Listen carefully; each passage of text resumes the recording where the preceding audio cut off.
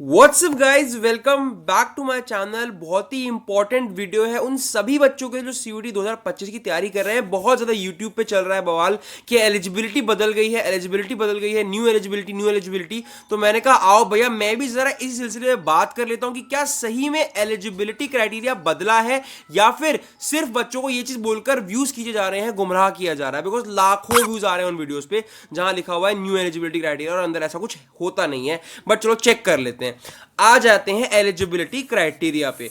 सबसे पहले एलिजिबिलिटी क्या है कि कोई एज लिमिट नहीं है। बहुत डाउट बच्चों को रहता है, भैया मेरे 2 साल का ड्रॉप हो गया, मेरा 3 साल का ड्रॉप हो गया, भैया मैंने 16 साल में 12th कर ली, मैंने 15 साल में 12th कर ली, तो क्या मेरे को ये लोग नहीं एग्जाम देने देंगे? क्या ऐसा कोई स्लैब है 18 से 20 का, 21 का, 17 से 20 का? ऐसा कुछ भी नहीं है, ऐसा कुछ भी नहीं है। आप बस या तो 12th क्लास में अपियरिंग होने चाहिए या आप उसके पास आउट होने चाहिए। पास आउट होने के बाद चाहे आप 60 साल के भी क्यों नहीं हो गए हो, आपको एंट्रेंस एग्जाम देने दिया जाएगा। एक बूढ़ा इंसान भी आकर दिल्ली यूनिवर्सिटी में पढ़ सकता है, सीयूटी के थ्रू एडमिशन ले सकता है, सिर्फ दिल्ली यूनिवर्सिटी में नहीं, किसी भी यूनिवर्सिटी में। कैंडिडेट्स मस्ट हैव पास्ड और अपियरिंग, ये सेकंड जो मैंने बताया कि या तो आप 12th क्लास में होने चाहिए या आप 12th क्लास को पास कर लिए होने चाहिए। ठीक है, 2025 की बात हो रही है, उस वक्त आपके एज का कोई लेना देना नहीं है। Next the candidates will be required to fulfill the age criteria if any. Age criteria कब लगेगा? जब जिस यूनिवर्सिटी में आपको एडमिशन लेना है वो यूनिवर्सिटी बोलती है भाई हमारे यहाँ एज क्राइटेरिया है। जैसे मान लो दिल्ली यूनिवर्सिटी में कोई एज क्राइटेरिया नहीं है, जामिया मिलिया इस्लामिया में कोई एज क्राइटेरिया नहीं है। ऐसे लगभग सारी सेंट्रल यूनिवर्सिटीज में कोई एज क्राइटेरिया नहीं होता कि भाई हमें इतने उम्र के बच्चे चाहिए, नहीं होता है। बट अगर कोई स्पेसिफिक प्राइवेट यूनिवर्सिटी या कोई ऐसी गवर्नमेंट यूनिवर्सिटी, स्टेट यूनिवर्सिटी ऐसा कोई कहता है कि भाई हमारे यहाँ एडमिशन लेने के लिए एक एज क्राइटेरिया होना चाहिए, तो वो आपको अभी चेक कर लेना है कि आप उसके लिए एलिजिबल हो भी कि नहीं हो। आप किस यूनिवर्सिटी को टारगेट कर रहे हो वो आप पे डिपेंड करता है। परसेंटेज की जहां तक बात करें, मैंने इस पर एक वीडियो ऑलरेडी डिटेल में बनाया था कि भैया 12th की परसेंटेज कैसे आपके काम आती है, उसको भी जरूर एक बार चेकआउट कर लेना। 12th percentage matters, yes it does matter. उसको वीडियो का थंबनेल ये रहा, इसको जाकर एक बार चेकआउट कर लेना। लिंक में डाल दूंगा नीचे, नहीं तो मेरे चैनल पर जब विजिट करोगे तो आपको स्टार्टिंग में दिख जाएगा, बाकी लिंक में डाल दूंगा। ठीक है, मिनिमम ऑफ 55% मार्क्स आपके होने चाहिए दिल्ली यूनिवर्सिटी के लिए, खास तौर से। कोई बात नहीं, हो गया। डेट्स की कुछ बात कर लेते हैं फटाफट से, वीडियो को ज़्यादा लंबा नहीं करेंगे, फटाफट से खत्म करते हैं। सीयूईटी की एप्लीकेशन डेट हमेशा सेकेंड वीक ऑफ फेब में आने की बात होती है, बट थोड़ा डिले होता ही होता है। मतलब अगर उन्होंने बोला है कि 8 से 14 के बीच में आएगी, तो आते आते 20 तारीख भी लग जाती है। तो आप एक्सपेक्ट करो कि 10 से 20 फेब में आपको एप्लीकेशन फॉर्म जो है वो मिल जाएगा सीयूईटी के लिए।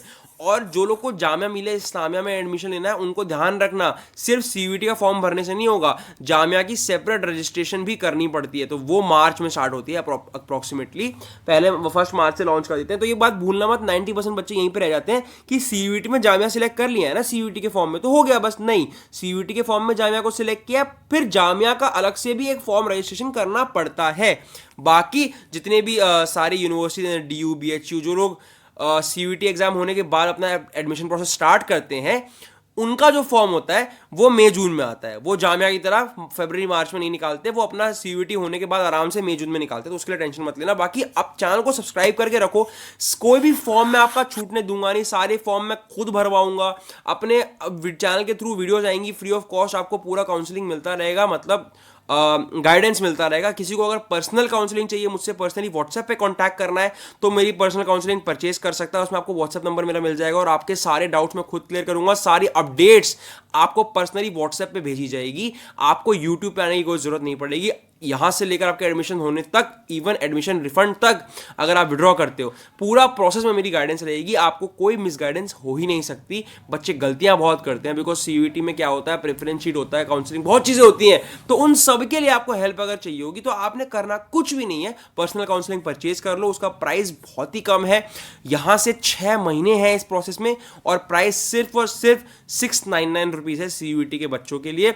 इस प्राइस में यहां से लेकर अगले 6 महीने तक आपके सारे डाउट्स मैं क्लियर करूंगा।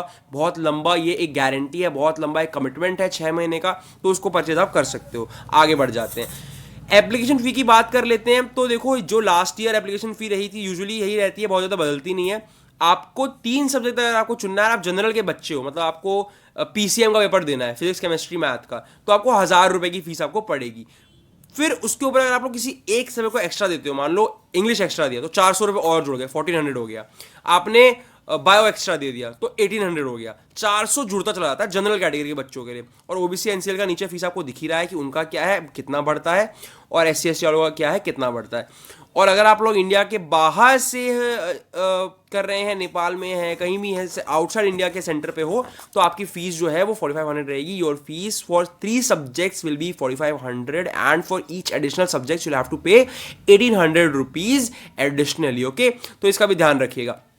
बाकी किसी भी तरह कोई डाउट है तो कमेंट सेक्शन में पूछ सकते हो। और अब बात करते हैं सिलेबस की। तो जहां तक बात सिलेबस की है उसके लिए मैं ऑलरेडी डिटेल वीडियो बना चुका हूं कि लेटेस्ट सिलेबस चेक करने का 2 मिनट का बस एक तरीका है। वो वीडियो 2 मिनट की है, उसका लिंक कमेंट बॉक्स में मिल जाएगा। मैं इसी वीडियो में वो वीडियो मर्ज करता, ये वीडियो लंबी हो जाती फालतू में, फिर आप लोग बाहर थंबनेल देख के डर जाते हैं यार 10 मिनट तक बात करेगा, तो इसीलिए वो वीडियो सेपरेट है। नीचे कमेंट बॉक्स में लिंक है कि कैसे सिलेबस चेक करना है, उसको आप लोग फटाफट से चेकआउट कर लीजिए सिलेबस को।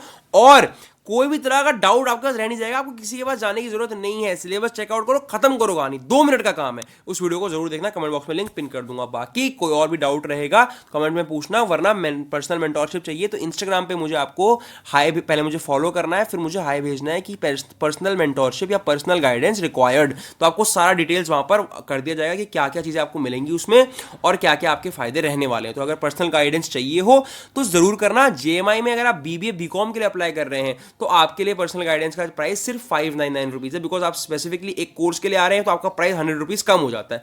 तो आप लोग अप्लाई कर सकते हैं। बाकी चैनल को सब्सक्राइब करके बेल आइकन दबाएगा, यूट्यूब पे गाइडेंस फ्री ऑफ कॉस्ट मिलती रहेगी। Thank you so much guys, bye bye.